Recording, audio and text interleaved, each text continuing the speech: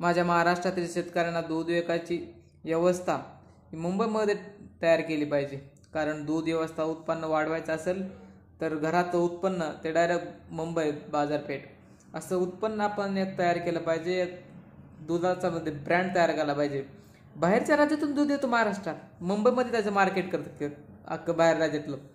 अमोल असन, नंदनी असन, हे कर्नाटक हे दुसऱ्या राज्यातून दूध विकून ब्रँड तयार करून हे मुंबईमध्ये दूध पाठवतात. तिथं त्यांची एक विकायचं कौशल्य, एक विक्री व्यवस्था पण तिथं त्यांचं तयार झालेलं आहे.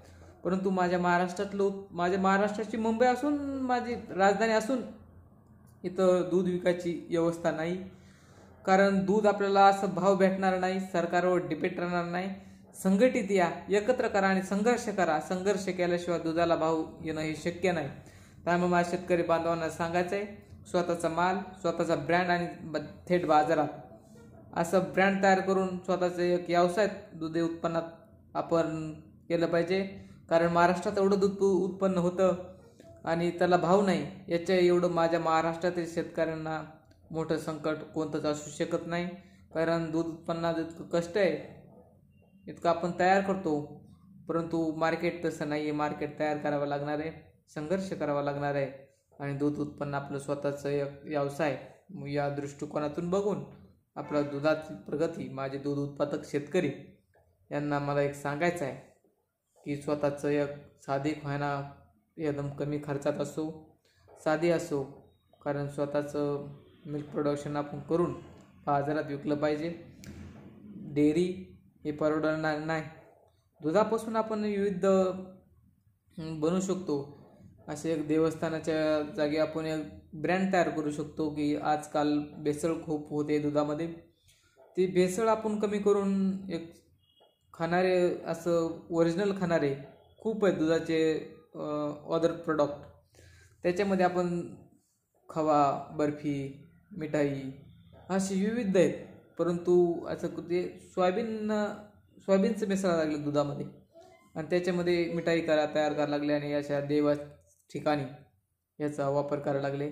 त्याच्यामुळं जर आपल्याला घेणारे खूप आहेत, परंतु मार्केट तयार करणं हे गरजेचं आहे. मार्केट तयार करून आपला माल थेट गिरायकापर्यंत पोहोचणं हे सुद्धा गरजेचं आहे.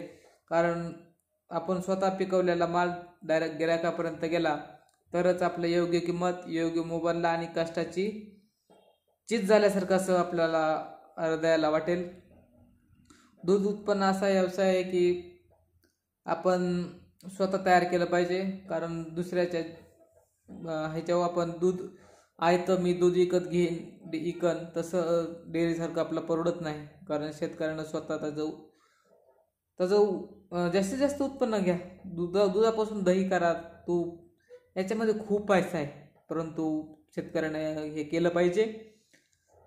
दूध उत्पन्न असं आहे की खराब होऊ शकत नाही. कारण त्याचं दुसरं आपण प्रोडक्ट बनवू शकतो आणि बाजारात योग्य किमतीला विकू शकतो. आणि दुधापासून तुम्हाला एक दुसरं सांगायचं झालं तर दुधामध्ये हे मार्केट होऊ शकतं. परंतु आपल्या दुसऱ्या राज्यातून दूध येतं, त्यांनी एक ब्रँड तयार करून आपल्या राज्यामध्ये विकतात.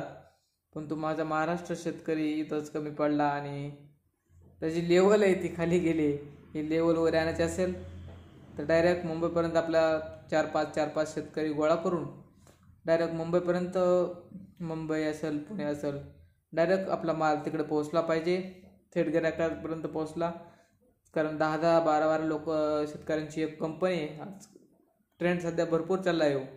या ट्रेंडमध्ये येऊन आपण मार्केटिंग स्किल हे वाढवावं. आपला माल ओरिजिनल शेतकऱ्यापासून जो माल तयार होतो, दूध असेल, अंडी असेल, मांस उत्पन्न असेल, हे माझ्या शेतकऱ्याच्या घरामध्ये तयार होतं आणि इथूनच त्या मार्केटिंगची सुरुवात होते. परंतु माझा शेतकरी कमी पडतो तर कुठं, त्याला पिकवायची अक्कल आहे पण विकायची अक्कल नाही. ज्या दिवशी विकायची अक्कल असं येईल आणि तो पिकवायची त्या नॉलेज आहे, दिमाग आहे, अक्कल आहे पिकवायची. परंतु ज्या दिवशी माझ्या महाराष्ट्रातील शेतकऱ्याला विकायची सुद्धा अक्कल येईल, त्या दिवशी माझा महाराष्ट्रातील शेतकरी एकदम सक्षम, सुधारलेला माझा शेतकरी असेल, एवढीची अपेक्षा करतो आणि थांबतो. जय जवान, जय किसान, जय हिंद, जय महाराष्ट्र. धन्यवाद. जास्तीत जास्त लाईक करा, सबस्क्राईब करा. व्हिडिओ आवडला तर एक लाईक करा, नाही आवडला तरी लाईक करा.